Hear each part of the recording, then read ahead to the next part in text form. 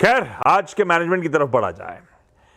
वीईसीवी के MD CEO, VE commercial vehicles, Volvo Eicher commercial vehicles के MD CEO Vinod Agarwal साथ जुड़ते हुए, जैसे मैंने इंट्रोडक्शन में मेंशन करा था, अनलिस्टेड सब्सिडरी आयशर मोटर्स की, जिसमें वोल्वो का 45-46% और बचा हुआ 54.4% टू बी प्रिसाइज, वो स्टेक आयशर के पास इस जेवी का। आइडिया है लेवरेज करना best of both the worlds. Well Vinod sir, ये आप लोग का प्रेजेंटेशन जब भी आता है मैं देखता हूं, उसमें best of both the worlds वो होते हैं। ये marriage, what is this marriage about? ये क्या दोनों टेबल पे लेके क्या आते हैं? क्या उनकी टेक्नोलॉजी, उनका ग्लोबल एक्सपर्टीज और हमारा एक्सपर्टीज कॉस्ट इफेक्टिव ऑपरेशंस में, इज दैट द आइडिया या कुछ और है? फंडामेंटली जॉइंट वेंचर में तो जहां से आपको सिनर्जी मिल सकती है वो लेनी चाहिए।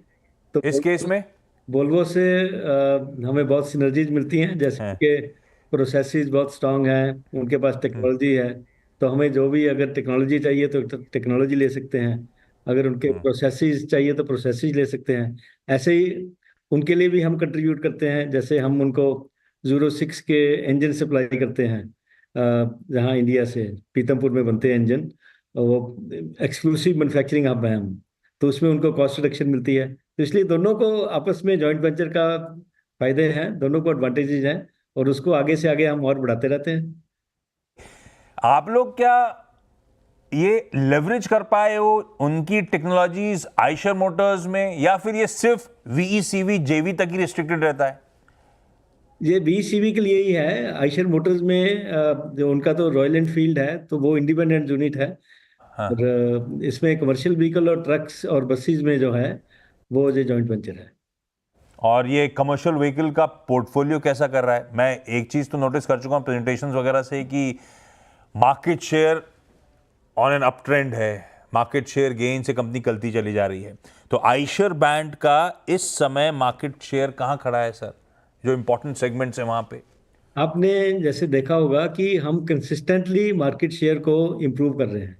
जैसे अगर आप सितंबर भी देखते हैं तो सितंबर में मार्केट जो है 16% के करीब गिरी है। 3.5 टन के ऊपर वाले ट्रक्स हैं, जो ट्रक्स और बसेस, उसमें 16% मार्केट गिरी है।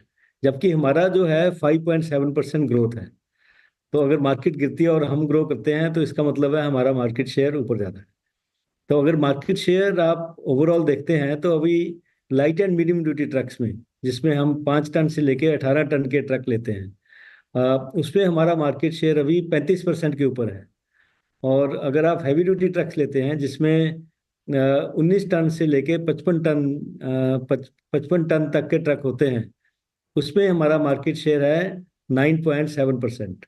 और अगर बसेज लेते हैं तो उसमें light and medium duty buses जो होती हैं, उसमें मार्केट शेयर हमारा 24% है। और हैवी ड्यूटी बसेज में हमारा मार्केट शेयर 10% है। तो ये हमारे मार्केट शेयर्स हैं, और ये मार्केट शेयर कंसिस्टेंटली हम इसमें स्टडीली धीरे धीरे करके हम इसको आगे से आगे इम्प्रूव कर। अब ये यस यस, ये लगातार इंप्रूव हो रहा है। हाँ, बेस छोटा हो सकता है लेकिन लगातार इंप्रूवमेंट देखने को मिल रहा है, तो सच है। डिमांड कैसी शेप अप हो रही है विनोद सर सीवी स्पेस की? मैं रिकॉल कर, लास्ट जब Q1 के नंबर्स आए थे तब आप लोगों ने कहा था कि इलेक्शंस का कुछ हद तक इम्पैक्ट है, और उस टाइम पे ये कमेंट्री का पार्ट था कि इवन जुलाई में भी मॉनसून के चलते इतना अच्छा नहीं रहा, नॉट डूइंग सो वेल, मेरे ख्याल से आप ही के वर्ड्स थे। बिल्कुल। वहां से थिंग्स कैसी प्रोग्रेस हुई है अब, और किस तरह का सीवी स्पेस का आउटलुक नजर आता है? अभी भी चैलेंजिंग है क्या सिनेरियो? पिछले 3 महीने, जो जुलाई, अगस्त और सितंबर, अगर तीनों महीने देखते हैं तो कमर्शियल व्हीकल मार्केट में गिरावट आई है। जैसे मैंने बताया, सितंबर में 16% गिरावट थी, अगस्त में 9% थी, और जुलाई में 8% थी। तो तीनों महीनों में गिरावट आई है। जबकि Q1 बल्कि अच्छा था। तो इसके 2-3 कारण जो मेन तो ये समझ आते हैं।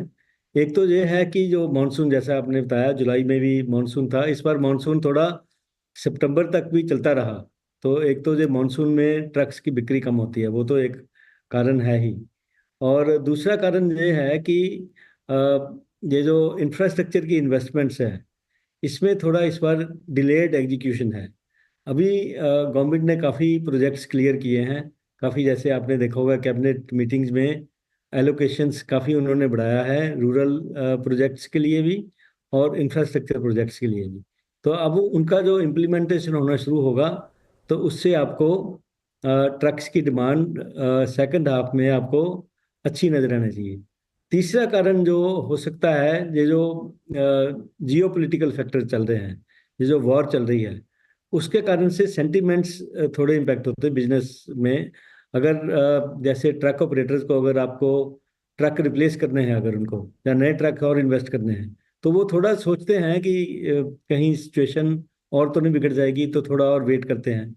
तो वो कारण है। अदरवाइज फंडामेंटली अगर आप देखते हैं, फ्रेट रेट्स अगर आप देखें पिछले साल में 5% बढ़े हैं।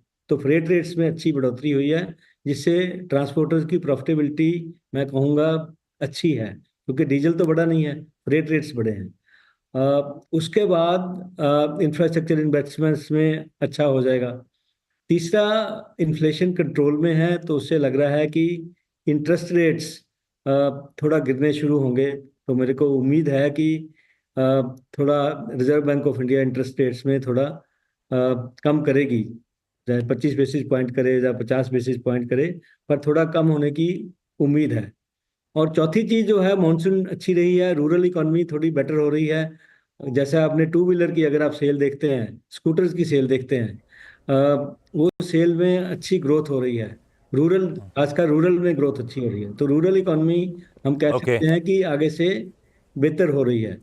और फिर लास्ट है कि अभी फेस्टिव सीजन शुरू हो गया है, तो फेस्टिव सीजन के कारण जो है डिमांड तो अच्छी होगी। तो हमें पूरी तो उम्मीद है कि सेकंड हाफ जो है वो पहले हाफ से बेहतर होगा। तो अप्रैल से सितंबर तक इस फाइनेंशियल ईयर का जो पहली छमाही फर्स्ट हाफ था, टोटल सेल्स आपकी 3.5% रही।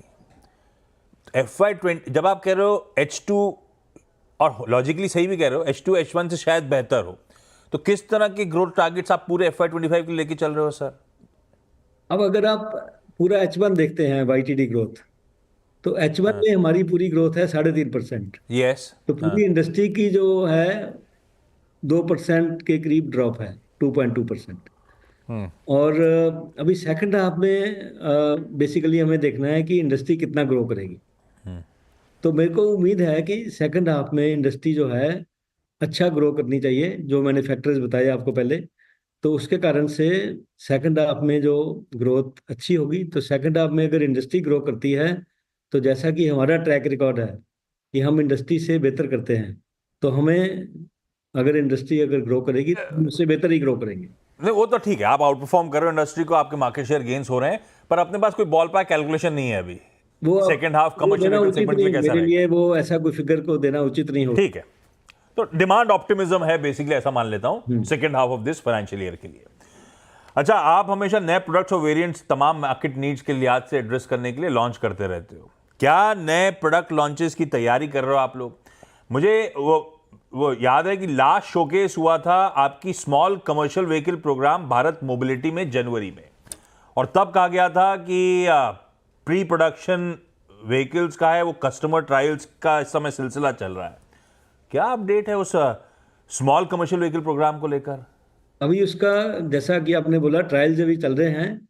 तो हम बिल्कुल ट्रैक पे हैं, जो हमारा प्लान है उसके मुताबिक चल रहे हैं।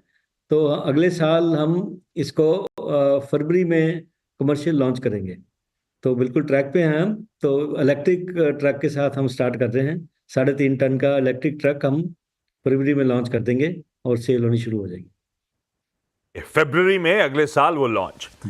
आपके प्लांट्स हैं पीथमपुर, बग्गड़, बग्गड़ मतलब धार, भोपाल और साथ साथ बेंगलुरु में। एक तो नाम पढ़ते तो मुझे लगा आप लोग का कुछ अति प्रेम है क्या मध्य प्रदेश की उस बेल्ट से? और दूसरा, कैपेसिटी यूटिलाइजेशन कहाँ खड़े हुए हैं? एडिशनल केपेक्स करने का कोई प्लान है सर क्या? कैपेसिटी यूटिलाइजेशन अभी तो जैसे थोड़ी सी डिमांड डाउन है, मार्केट डाउन है, तो इसलिए कैपेसिटी यूटिलाइजेशन अराउंड 65% के करीब है। परंतु सेकंड हाफ में बेटर होगा। और मध्य प्रदेश में हम बहुत खुश हैं। मध्य प्रदेश बहुत अच्छी स्टेट है, पीसफुल है।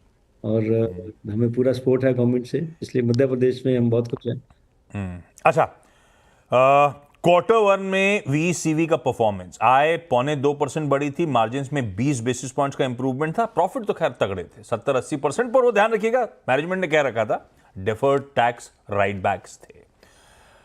Vinod sir, effective tax rate मतलब 35% वाला 25% हो गया, अपने कैलकुलेशन से हम सब वो इस्तेमाल करें, और यहां से मार्जिन एक्सपेंशन कोई स्कोप आउटलुक एक्सपेंशन का कोई स्कोप, क्योंकि 20 बेसिस पॉइंट Q1 में इंप्रूव तो करके दिखाया था आपने। देखिए, फॉरवर्ड लुकिंग में मार्जिन के ऊपर बात करना बहुत मुश्किल होता है, पर आप थोड़ा कैलकुलेशन खुद कर सकते हैं। अगर वॉल्यूम बढ़ेगा तो उसके कारण से ऑपरेटिंग लीवरेज का एडवांटेज आएगा।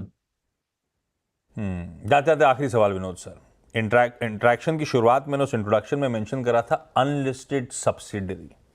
आजकल तो सब मार्केट मूड ऐसा है कि सब इनकैश करना चाहते हैं, वैल्यू अनलॉक कर रहे हैं।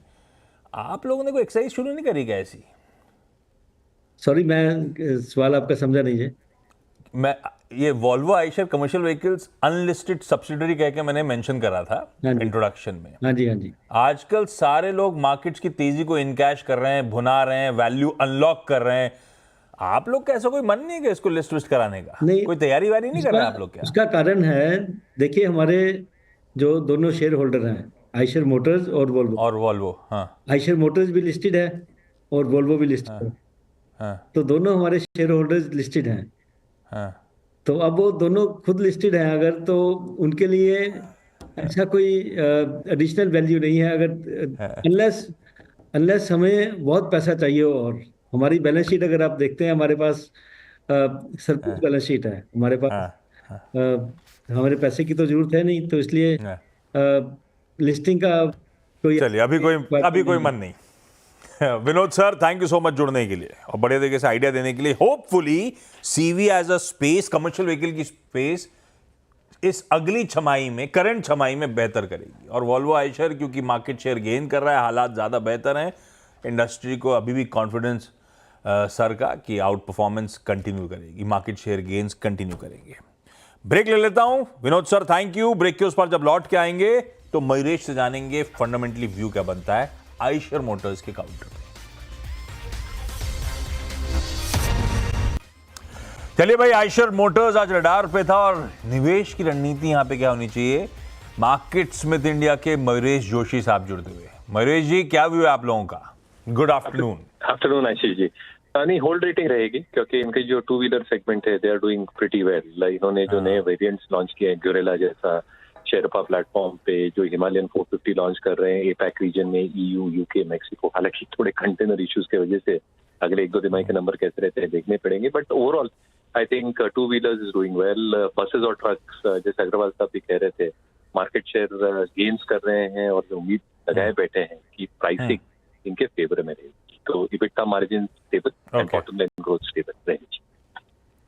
होल्ड का व्यू। मयूरेश जी धन्यवाद। और दिखाना नहीं चाहता लेकिन जाते जाते निफ्टी का इंटरडे चार्ट छोड़े जाता हूं, पेन बढ़ता ही चले जा रहा है। ब्रेक के उस पार कमाई का अड्डा। नमस्कार।